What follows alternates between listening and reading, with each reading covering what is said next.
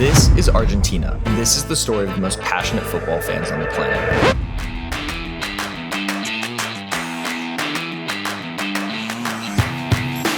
December 2022, 5 million people in the streets of Buenos Aires, champions of the world once again. I came back to uncover what makes the game here beautiful. 3 derbies in 1 week, the Super Clásico, the Barra Bravas, and a dirt pitch where Maradona grew up playing. A small town in the Andes where the 1986 World Cup champions came to train and never returned, and the curse that haunted them for nearly 4 decades afterwards. Through dictatorships, wars, and economic recessions, football has remained the cornerstone of this society. Y acá no se vive como un juego, ni siquiera como un deporte. Se vive como un pedazo de nuestras vidas. Football here goes beyond passion, ritual, and superstition. Here it's a full-blown religion, a cultural inheritance that's passed from one generation to the next. I'm here to uncover everything that makes football in Argentina unique. My name is Marcus Blumenfeld. This is Argentina. And this is the global game.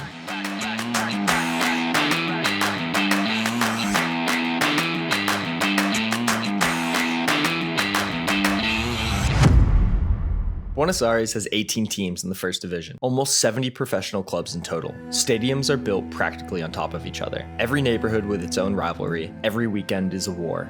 In 2013, the violence got so intense that the country banned away fans entirely. But here, football is still pure. Every professional club is owned by its members, not by billionaires, not by foreign investors, but by the fans. The president of Argentina, Milei, wants to change that. I came here to see what football looks like in a country where the game is still for the fans, centered around the fans, and owned by the fans. This week, there are 3 derbies on the schedule, 3 variations of the most important cultural pastime in this country, clásicos. And each one offers up something a little different.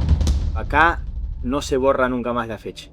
Podés borrarte las fechas de cumpleaños de amigos o de familiares, pero vos el clásico ya sabés cuándo se juega. First up is the Clásico de Villa Crespo, Atalanta versus Chacarita Juniors. This match is pure passion, and I came here for one reason: to see the Barra Brava up close and personal. Grupos simplemente de aliento a un equipo de fútbol se convirtieron en empresas criminales. El partido en el campo de juego puede ser malísimo, un desastre, pero no te aburrí nunca porque el espectáculo está dado en las gradas. I wanted 90 minutes inside that atmosphere, caged in the Popular with some of the craziest fans in Argentina. Este club es mi vida. Ser de un equipo, ser de Boca, de River, eso es fácil, cualquiera. Estos sentimientos y estos barrios. Y vos, funebrero, estabas en esa cancha y no estás más por cagón. ¡Vamos, Atlanta!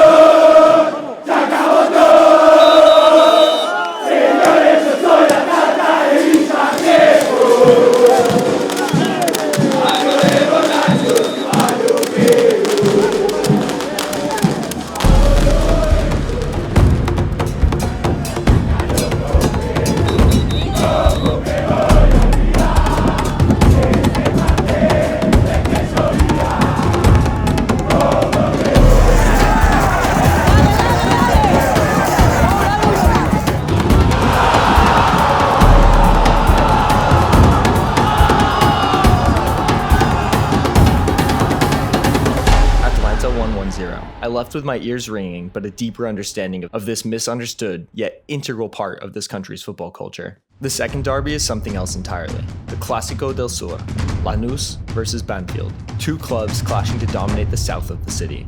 I went with a good friend of mine, Julie, Argentine football journalist and lifelong Lanús. We took to the streets, where the party starts hours before kickoff. Empanadas, choripan, Fernet and Coke with your friends.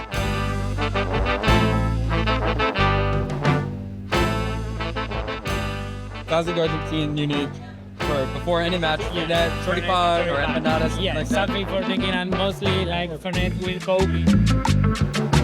There's so many teams in Buenos Aires. It seems like almost everyone has their derby or their clásico. And like, what does that mean to the fans? Like, is it pride or is it just? Yeah, it's a pride. It's like the game as in the whole world, the game that everyone wants to win, but also to make some party. Many people in Argentina, maybe they struggle with money things and all that, but they could save the money for paying the ticket for this game. It's not only Super Clásico, and Super Clásico is big, but you have plenty of derbies all over the country. You get passed down club passion from parents, From family. my grandfather and my parents, and now I pass it to my wife and hopefully someday to my kids. And that's football passion in Argentina.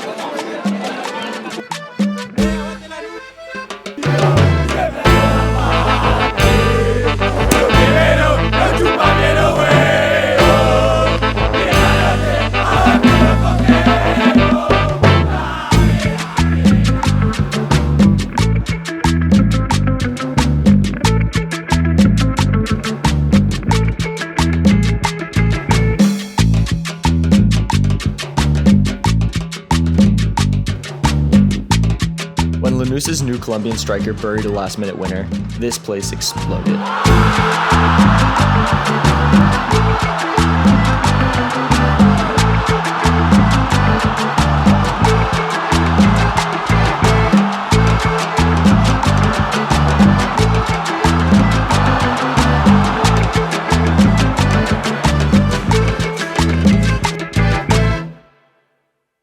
The final derby is on a different level entirely.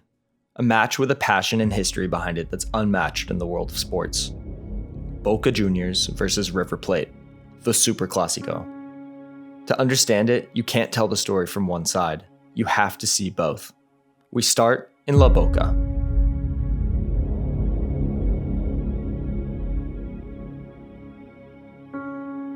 Esto es la República Popular de La Boca.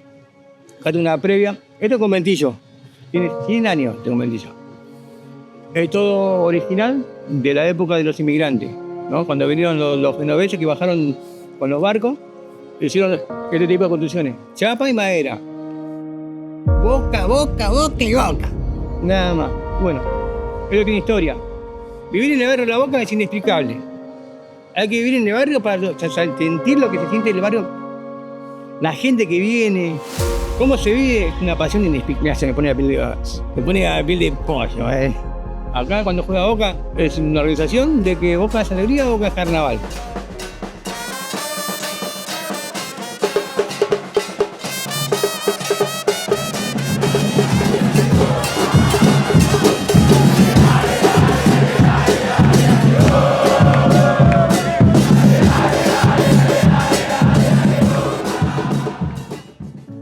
I came here to meet up with Pancho Monti, one of the world's best football photographers and lifelong Boca fan.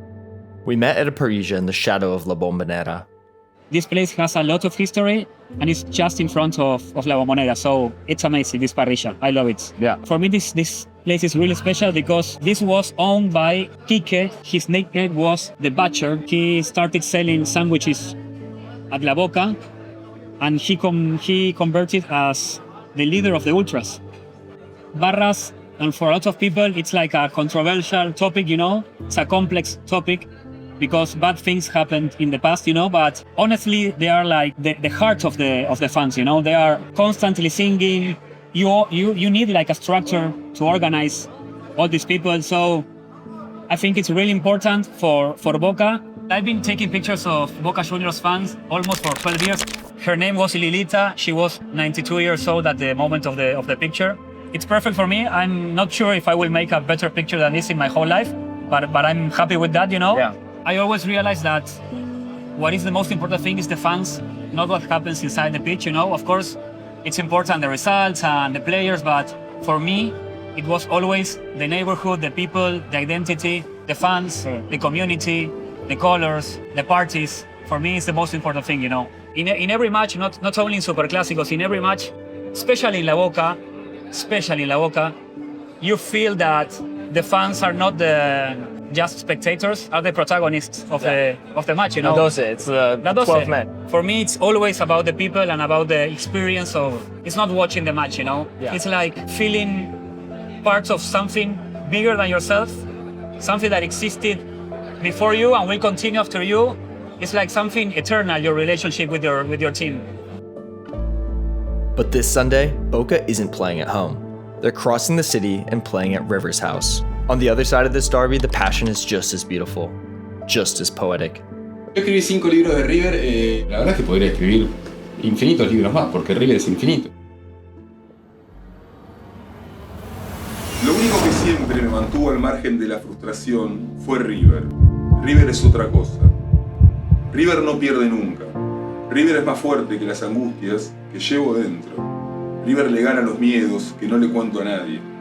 River estuvo ahí cuando las mujeres me dejaron. River fue mi revancha cuando los jefes me basureaban. River era mi alivio semanal cuando tenía 19 años y un vacío existencial. River me fascinaba cuando yo me odiaba. River es un refugio para mí, que vivo en un PH en Belgrano, pero también para quienes alquilan una casita en Espeleta o ocupan un asentamiento en Ingeniero Bulto. River es la revancha de quienes están en un hospital, en una cárcel o en una comisaría. River es el lujo de los que no tienen plata para el bondi. River es nuestra garantía semanal de triunfo, de grandeza, de reivindicación. Te pones un buzo de River y caminás por la calle, hasta cartonías por la calle, como un campeón. Siempre fuimos eso, campeones. Los perdedores son otros. When the players come out, 60 tons of confetti fall from the stands all at once. And for 3 or 4 minutes, you can't actually see the field. You're just inside a snow globe of paper and noise.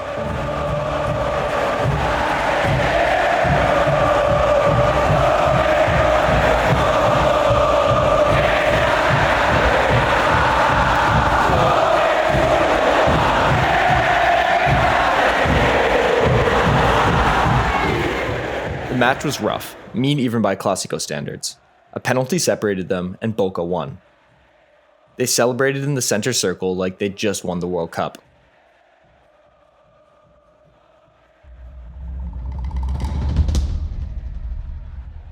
River stands threw bottles, lighters, and obscenities onto the pitch. The kind of obscenities you don't dare to translate. De que en cada partido se va una semana, parece irse una semana de vida. However, football lives outside the stadiums as well in Argentina, in potreros. Entonces el fútbol siempre fue, entre tantas cosas, una chance al postergado, al castigado, al olvidado. A potrero in the loosest translation is a patch of dirt someone decided was a pitch. Muddy when it rains, hard when it doesn't, never the right size, but always full. The one I came to is in Villa Fiorito, on the southern edge of Buenos Aires. This is where Diego Maradona grew up. The barrio has great pride. Practically every wall is a tribute to their hometown hero. We went to the local potrero where he used to play as a kid and enjoyed the weekend in traditional Argentine fashion, drinking a couple beers, eating some asado and choripan,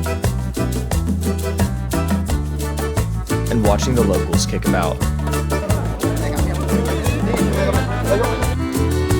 Honoring the birthplace of a legend, and to many in Argentina, a god.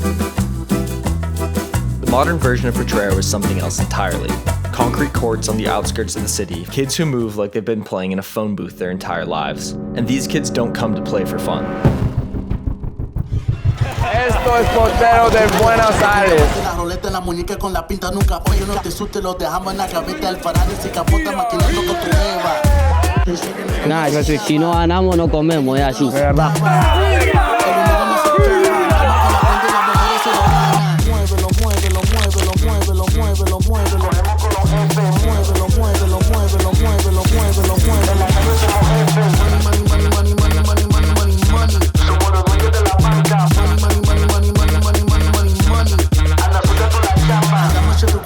Bulto matemática, los campos de básico, un pendejo fantasmón. Tú no sales con la negra, deja fuerte pa' los mon. Esto para los tigueros, los bloques, todo lo callejón. Dale los menores vacilando con su vasofón. Yo sí tengo fucking flow, lleno de elegancia. Diablo, a tu mujer le gusta el coro de mi ganga. El dinero no se acaba. El dinero no se acaba. El dinero no se acaba. Hoy comemos. 1,000 miles north of Buenos Aires, the country changes shape entirely. Multicolored mountains, small adobe villages that haven't moved in hundreds of years.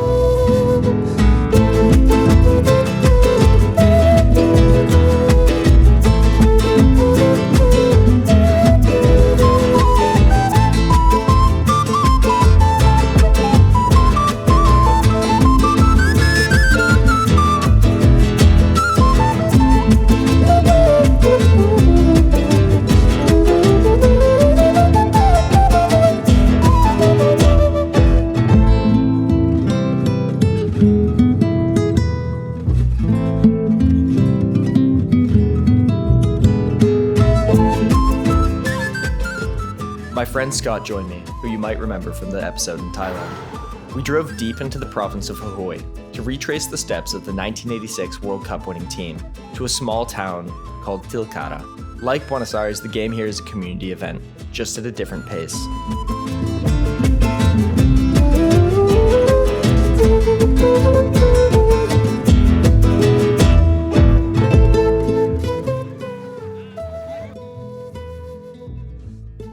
Not only does this town have an incredible football history, but also an obsession for the game that's as beautiful as the land that holds it. Jujuy es una provincia de Argentina que se vive el fútbol muy apasionadamente. Nosotros todos los sábados, donde vos vayas, donde vaya la gente, hay una cancha de fútbol, hay un partido de fútbol, desde la mañana hasta la tarde. In 1986, the Argentine national team came up here. They came to train for the altitude. Tilcara sits at the same elevation as Mexico City, where the World Cup would be played just a few months later. Argentina won that World Cup. They beat England in the quarterfinal 4 years after losing the Falklands War, or known to them as the Malvinas. Maradona scored 2 goals that day. The national team made a promise to the town that if they won, they would return to repay the kindness the locals of Tilcara showed them. They never did. We wanted to hear more about this incredible history, so we invited a local to recant tales of the times he remembers when the Argentine national team came for that magical month to visit this tiny town. To host him properly, Scott and I fired up the asado. Not only a way of grilling meat, but more so a way to spend your day. Meat, smoke, some wine with friends.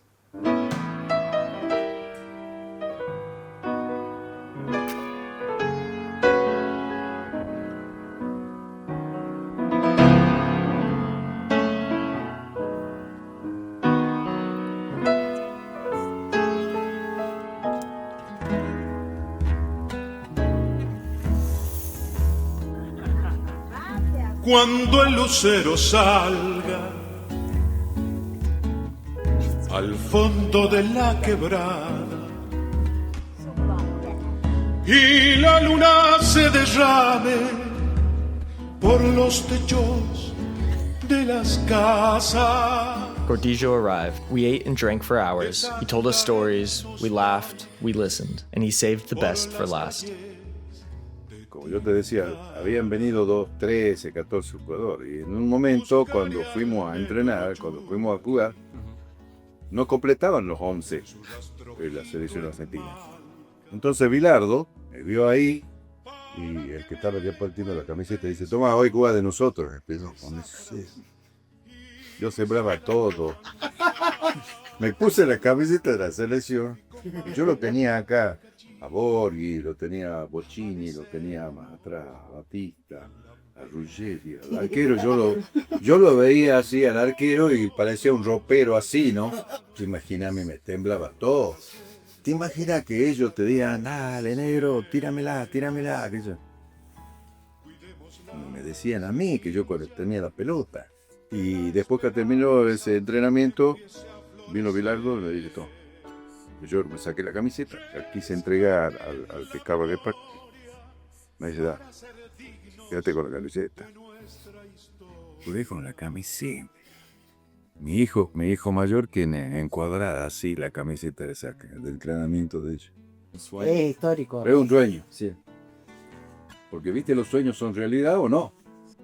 But the story doesn't end there. What Gordillo didn't tell me that afternoon was that this town has been carrying another version of the story for almost 40 years. Bueno, vino y dijo que si salían campeones iban a volver acá a agradecer al pueblo Jujuy.